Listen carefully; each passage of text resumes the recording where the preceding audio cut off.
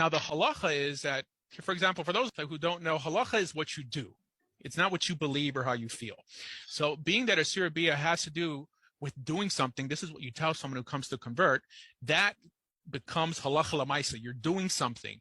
Hilchos malachim and hilchos tshuva are more like Musar sefers, right? Being that hilchos malachim, a big part of it deals with Yamos HaMashiach, not today. He's allowed to input a lot of personal ideas that Chazal didn't necessarily agree with. Although I think as Rabbi Yeshua does say that if you keep their laws, there's a debate whether it's 7 laws, 60 laws, whatever, that a Gentile 7 laws, and he adds this the thing about doing it for the right reasons, I think. Correct. That if you do it because it was given to Moshe Rabbeinu, in other words, you're a docile Gentile who believes in the roots of the Sheva Mitzvahs, that they're Jewish roots, then you'll get some sort of chelik in Olam Haba. Yeah, and that fits his moral book and everything else very well as well. Correct. But it goes against the Sirabia chapter 14, which is what Rabbi Eliezer says in Yevamos.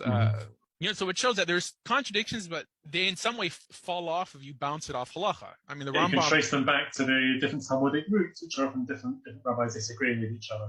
The Gemara concludes differently in different discussions, right? Right.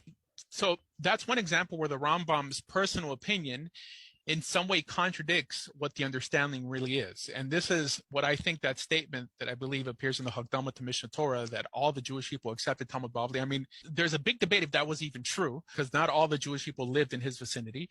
Here, for example, I mentioned Rabbi David Bar Chaim. Have you heard of him before? Rabbi David? I've heard of him. I haven't.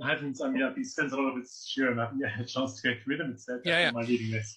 So he's a big proponent of Talmud Yerushalmi, but not necessarily because of the Gemara. I mean, I spoke to one of his students, and he focuses a lot on Talmud Yerushalmi just because it emphasizes more Mishnah.